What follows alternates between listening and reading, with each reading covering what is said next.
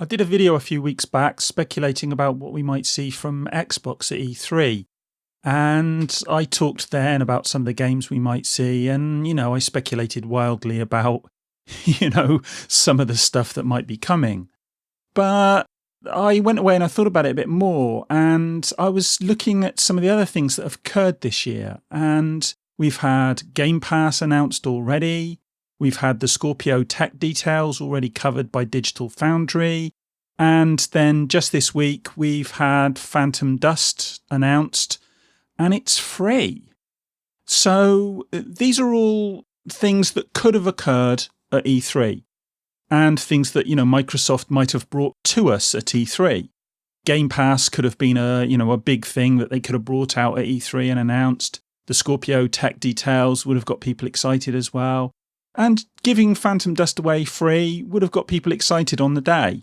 So that got me thinking.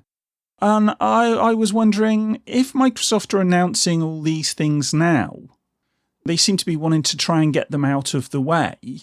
I was wondering what maybe they've got up their sleeve for E3. Even something like Forza Horizon's Hot Wheels DLC could have been brought to us at E3, and that would have been a small thing that they could have brought on the stage and it would have got people excited as well. But, as I say, they've got these things all out of the way and they're, I don't know, have they got stuff up their sleeve?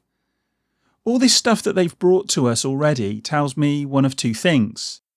Either Microsoft don't really have much and they're trying to generate hype by drip feeding us smaller announcements in the hope that we won't notice the piss poor lineup of games and services they have for us.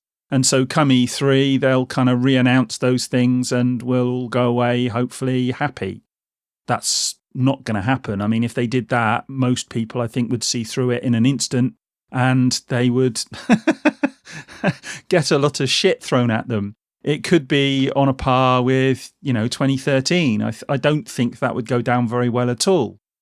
So the second option is that Microsoft want to get this stuff out of the way so they can concentrate on some big news and announcements at E3.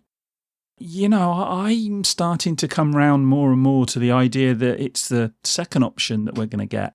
All this drip feeding of Scorpio information, the announcement of Game Pass, the free re-release of the original Xbox game.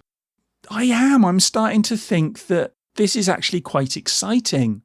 And, I know that's what Microsoft want us to do. They want us to get excited. But I don't think they're going to just pull the rug from under us this time. I do think that there's something out there. I don't exactly know what it is. But I've got some inklings. Phil Spencer has been pretty clear that he wants to concentrate on games at E3. So getting these announcements out there ahead of time would seem sensible if you're planning on big announcements. I do think it's looking increasingly likely that Assassin's Creed is going to be an Xbox exclusive in some way. But I wouldn't be at all surprised to see something like Phantom Dust having a new game coming. That would make sense. You've got this re-release that they've put out for free. That generates marketing. I don't know. I'm only making an informed guess. But it would make sense. And I've already mentioned this once before, so it's nothing new from this channel. But I also think that this re-release of Phantom Dust might be hinting at something else as well. I think that there's a good chance we're going to start to see some more original Xbox games come to the platform in some way. It could come under the auspices of Game Pass, or they could release these games in much the same way as they have with Phantom Dust. Again, I'm only speculating, but it would make sense. And as I said in my previous video, this wouldn't be a huge deal, but it is good fan service. And good fan service is great marketing. As I said before, I really am starting to think that Microsoft have got some surprises up their sleeve for E3, and I am beginning to get excited, which, if you know me, isn't something that happens much these days. I just hope that the Xbox team don't pull a classic Microsoft and generate all this hype only to let it fall flat at the conference. It wouldn't be the first time, would it?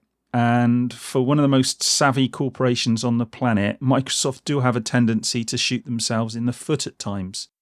But what do you guys think? Do you think that these pre-announcements, if you like, are something that they're doing in order to get them out of the way? I mean, I know Phil Spencer said he wants to get these things out of the way so he can concentrate on games at E3. But do you just think that he's spinning us a line?